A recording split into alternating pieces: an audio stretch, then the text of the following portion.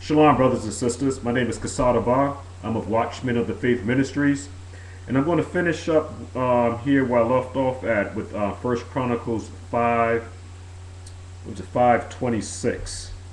Okay, it says now, and the God, when we say in the God, we meaning and the husband of Israel, which is pertaining to the northern kingdom, stirred up the spirit of Paul, king of Assyria.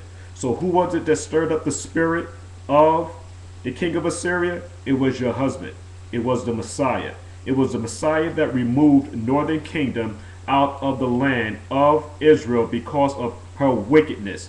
She refused to follow the Torah. She didn't want to follow the instructions that she agreed to follow when we came under covenant relationship with the Messiah at Mount Sinai.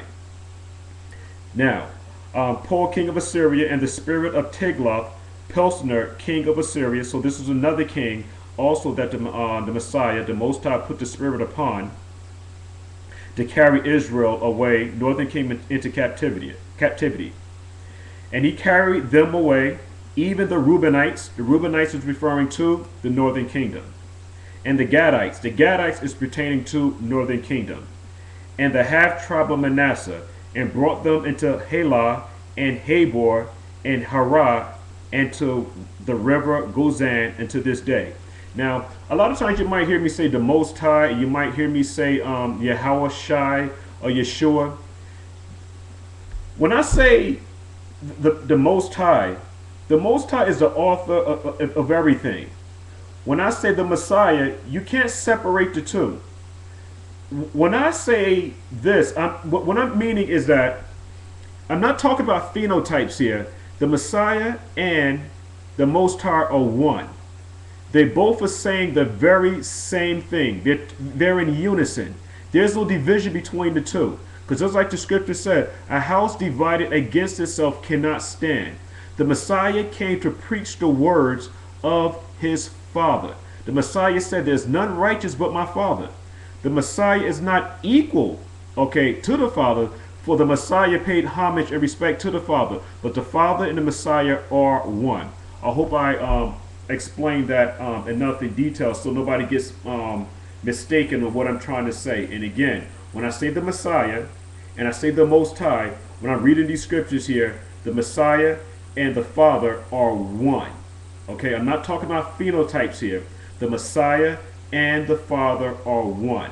It was the Messiah, it was the Most High that stirred up the spirit of the Assyrians to take northern kingdom out of the land of Israel because they were disobedient and because they wouldn't follow the laws, the statutes, and commandments. I'm going to go to 2 Kings, the 17th chapter.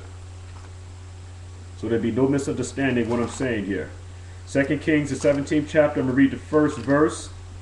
It says, in the 12th year of Ahaz, king of Judah is pertaining to southern kingdom, began Hoshea, the son of Elah, to reign in Samaria. Who is Hoshea? Hoshea is reigning over northern kingdom in Samaria. Samaria is synonymous with Israel. Israel is pertaining to northern kingdom. It's very important that we understand these things so that when we see Samaria, in the New Testament, we know that it's pertaining to northern kingdom. Not all of northern kingdom came over here to North, South, and Central America. There was still some stragglers in Jerusalem during the time of the Messiah's ministry. You have to understand that. It's going to be very helpful for you when you begin to understand and read New Testament scriptures, because like I said before, brothers are confused about the Samaritan woman in John the 4th chapter. That woman again is representing northern kingdom. The Messiah came to rebuild the breach. The breach is the separation between northern and southern kingdom. We're talking about reunification, and it's talked about in detail in Ezekiel the 37th chapter. The two sticks is going to be one stick. All right, this is about reunification of northern and southern kingdom. The third verse. Against him, which is Hoshea, which is the king of northern kingdom, came up Shalmaneser, king of Assyria. And Hoshea, which represents northern kingdom, became his servant and gave him presents. When it said that he became his servant and gave him presents, now we have northern kingdom afraid, okay, of the Assyrians. And so we talked about he gave him presents, he gave him gold, he gave him silver, and whatever riches that northern kingdom had, he now has to pay tribute to the king of Assyria because, again, northern kingdom is afraid. All right, they're afraid of the Assyrians. They gave them sheep, all type of cattle and everything so that they wouldn't take over all of northern kingdom. But eventually, as we know, northern kingdom was eventually taken over by the Assyrians.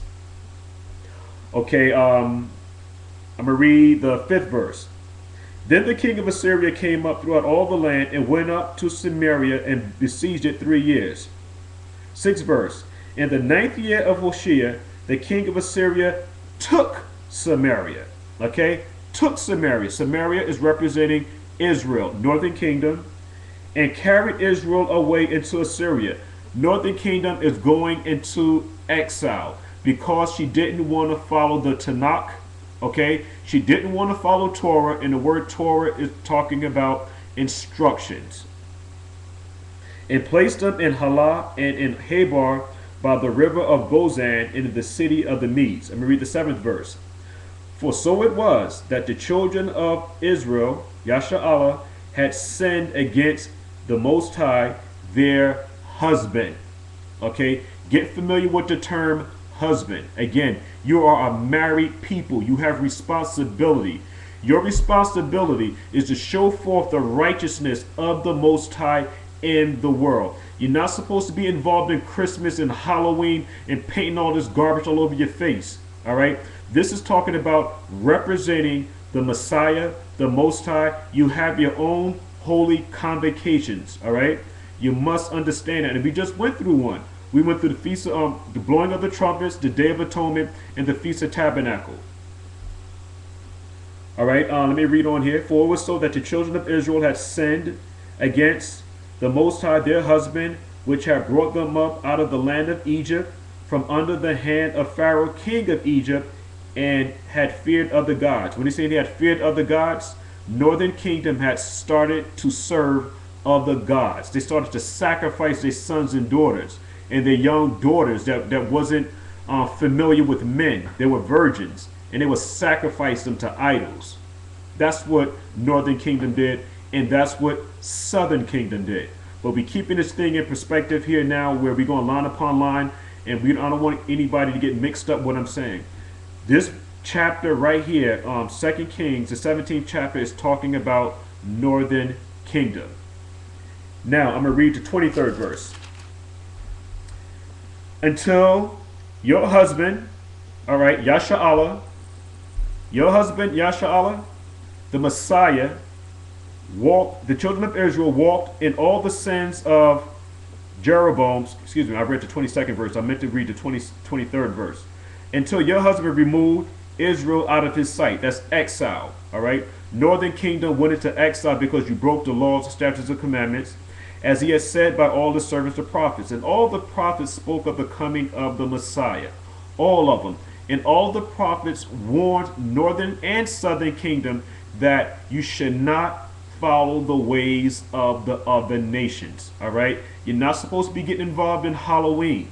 You're not supposed to be getting involved in Christmas and Thanksgiving and the 4th of July and all these things. You have your own holy convocations. You are a set apart people. You must understand that. The Messiah is dealing with the nation of Israel. Okay, the 23rd verse again. Until the Most High removed Israel out of his sight, as he has said by all his servants the prophets, and the prophets warned the nation of Israel that this would happen if we did not abide by the contract, the rules and the regulations. Okay, the Hebrew word is ketubah. All right, that's where the wedding contract was read. Again, the word is ketubah. This is where the 10 Commandments is talked about, and there's more than 10 Commandments. All right, let's get that straight there. But the word ketubah is pertaining to, and it means the instructions. These are the rules and the regulations that you must follow in abiding by the covenant. All right, you're in a covenant relationship with your husband, the Most High, in Christ. And you know what? I don't even like to say the word Christ, the Messiah. We're going to keep this thing from in a Hebraic perspective. All right, we keeping it 100 here. We're talking about the Messiah. All right, this is all from a Hebraic perspective. So was Israel carried away out of their own land to Assyria unto this day. Now we're going to get into the meat of everything here. We're going to go to Isaiah, the 9th chapter, 1 to 2. Okay, because this is talking about the redemptive role of the Messiah. The Messiah came to redeem those, which is the nation of Israel, that broke the laws, statutes, and commandments. All right? And again, you have to understand what I'm saying. And a lot of times people have a hard time understanding because, again, this is something that they're not familiar with. The redemptive role of the Messiah. We have to understand what was the role of the Messiah when he came and did his ministry in Jerusalem, okay, amongst southern kingdom. Because northern kingdom had already gone into captivity or into exile, and they were already here in northern, southern, and Central America, northern, south, Central America. They was already here. All right. So, chapter 9 in Isaiah. Let me read it the first verse. Nevertheless, the dimness is referring to the enemies. And who are the enemies? The enemies is referring to the Assyrians. Nevertheless, the enemies or the dimness should not be such as was in her vexation. Her vexation we'll be talking about is northern kingdom. Her vexation when at the first he is pertaining to the Messiah, Hamashiach, Yahushua, and he is called in tones Yeshua. When he, the Messiah, lightly afflicted the land of Zebulun and the land of Naphtali. And afterward, I had talked about previously, okay, about the three different captivities or the three different stages of the exile of northern kingdom, because it says, and afterward, because first he lightly afflicted the land of Zebulun and the land of Naphtali, and afterward did more grievously afflict her by the way of the sea beyond Jordan in Galilee of the nations. And I'm going to show you where it says in Galilee of the Gentiles. And so now we see that northern kingdom is being referenced as Gentiles. All right. When you're kicked out of the house, all right, because you don't want to do what's right, which is follow the Torah, you're now kicked out amongst the Gentiles and you're swallowed up. You're now a Gentile. You have no right now to bear the name of your husband. All right. You have no right to bear the name of your husband because you're not following the law, statutes, commandments. And I want to say one thing here too. Just because you are of the biological seed means absolutely nothing. I'm going to say it again. Just because you are of the biological seed means nothing if you're not following the Torah. Okay?